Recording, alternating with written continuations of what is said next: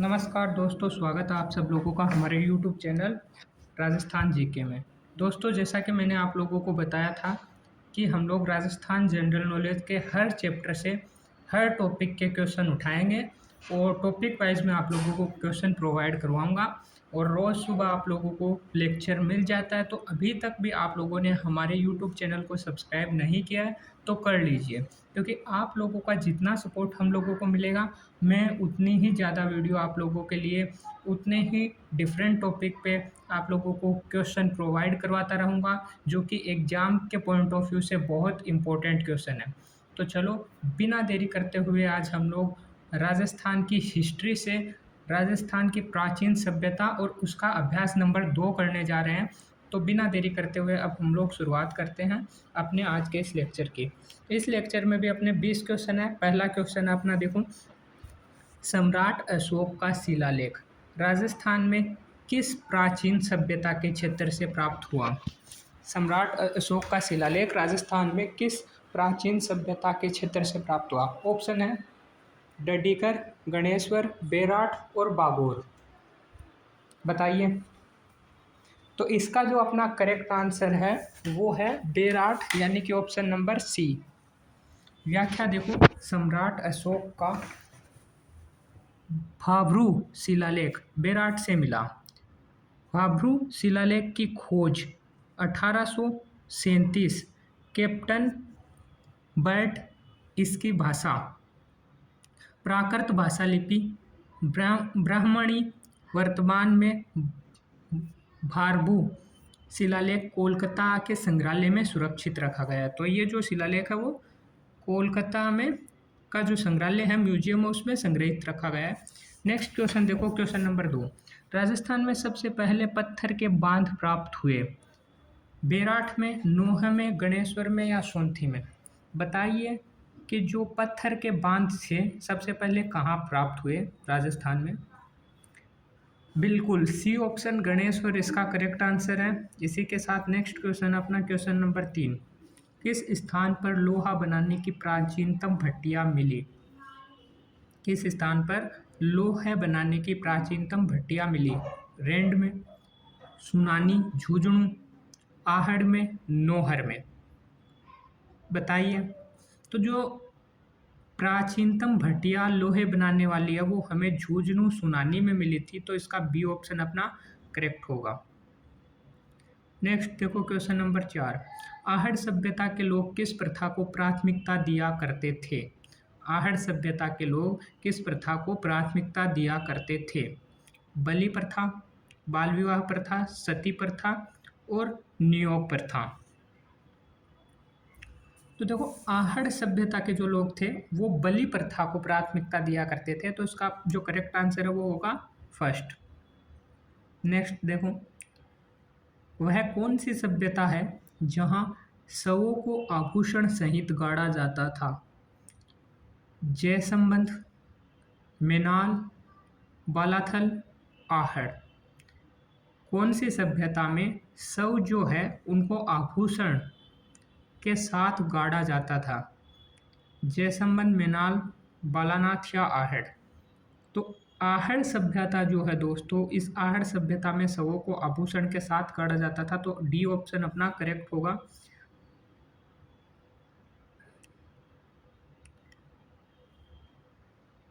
फिर नेक्स्ट देखो, वह कौन सी सभ्यता है जिसे मृतक टीलों की सभ्यता भी कहा जाता है? वह सभ्यता जिसे मृतक टीलों की सभ्यता भी कहा जाता है। मेनाल, आहड़, बागोर और बालाथल? बताइए। तो देखो, जो मृतक टीलों की सभ्यता है वो भी आहड़ ही है, और यहाँ जो मृतक होता था उसको जो जेवर है,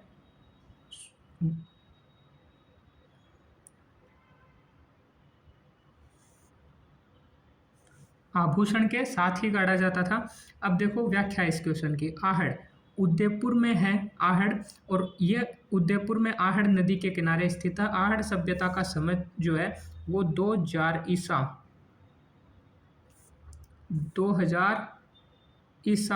पूर्व से 1200 ईसा पूर्व है।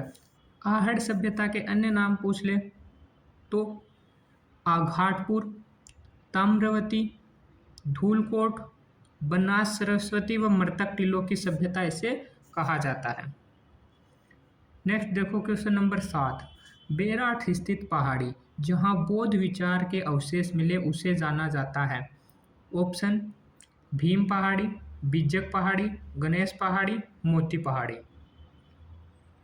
बताओ। तो इसका जो करेक्ट आंसर है वो है बिज्जक पहाड़ी, तो बी ऑप्शन अपना करेक्ट होगा। व्याख्या आप लोग देख लीजिए। नेक्स्ट क्वेश्चन है क्वेश्चन नंबर 8। बेराठ सभ्यता में सर्वाधिक सूती कपड़े में लिपटी हुई कौन सी मुद्रा प्राप्त हुई है?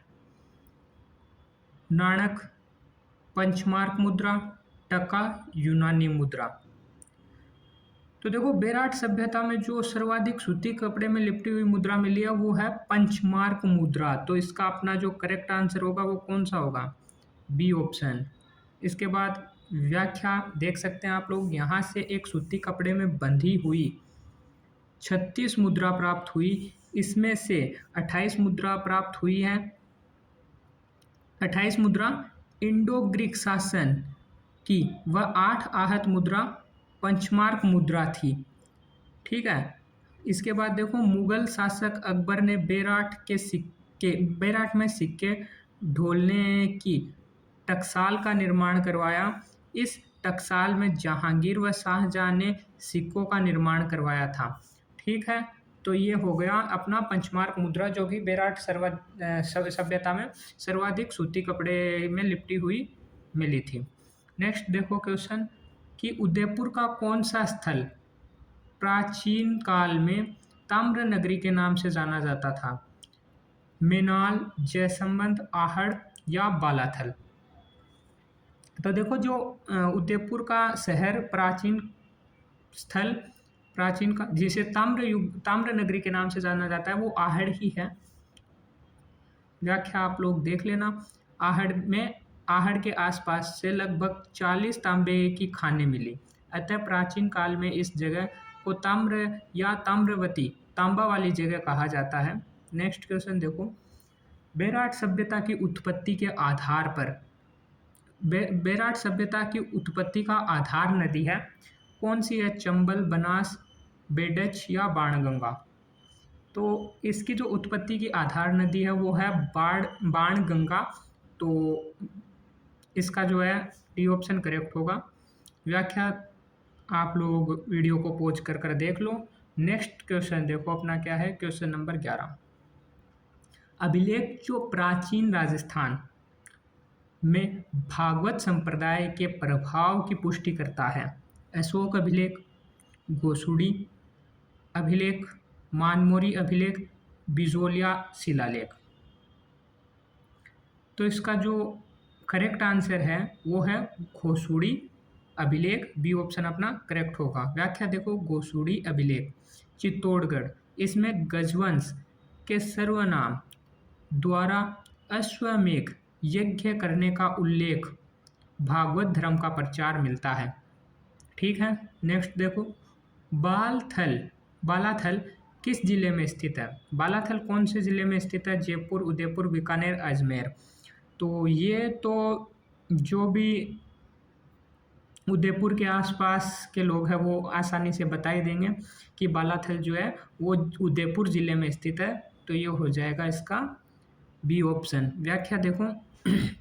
बालाथल एक ऐतिहासिक ग्राम जो उदयपुर राजस्थान नगर से 42 किलोमीटर दक्षिण पूर्व में वल्लभनगर तहसील के में बालाथल स्थित है। बालाथल ग्राम के पूर्व छोर एक बड़ा टीला है जो लगभग 5 एकड़ क्षेत्र में फैला हुआ है। इस टीले में उत्खनन का कार्य 1993 में वी.एन. मिश्रा के नेतृत्व में हुआ।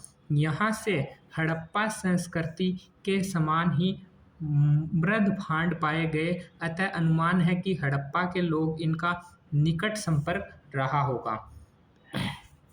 तो ये हो गया अपना बालाथल की बात जो कि उदयपुर में स्थित है। उसके बाद नेक्स्ट क्वेश्चन देखो, क्वेश्चन नंबर 13। पशुपालन के प्राचीनतम साक्ष्य किस सभ्यता में मिले हैं? बेराठ में, बागोर में, गिलुंड में या कालीबंगा में? कौन सी सभ्यता में पशुपालन के प्राचीनतम साक्ष्य मिले हैं? तो वो मिले हैं बागोर में। बी ऑप्शन अपना करेक्ट होगा। व्याख्या देखो, मध्य पाषाण काल के अंतिम चरण में पशुपालन के साक्ष्य प्राप्त होने लगते हैं। इस प्रकार से पशुपालन के साक्ष्य भारत में आदमगढ़, होशंगाबाद मध्य प्रदेश तथा बागोर भीलवाड़ा राजस्थान से मिले हैं। क्लियर है? तो मध्य प्रदेश और राजस्थान के बागोर भीलवाड़ा जिला में है, या वहाँ से मिले हैं। क्लियर? नेक्स्ट देखो क्वेश्चन नंबर 14। बौद्ध मंदिर के स्मारक किस स्थान पर स्थित है? बालाथल, बेराठ, विराटनगर, कालीबंगा या लोथल? तो बौद्ध मंदिर के स्मारक जो है वो किस स्थान पर स्थित है? वो है विराटनगर या बेराठ में। तो इसका अपना बी ऑप्शन करेक्ट होगा। नेक्स्ट देखो, राजस्थान के किन राजाओं के सिक्के नलियासर, बेराठ या नगरी में प्राप्त हुए हैं? गुहिल, मुगल, यूनानी, कनिष्क? बताओ राजस्थान में किन राजाओं के सिक्के नलियासर, बेराठ व नगरी से प्राप्त हुए हैं?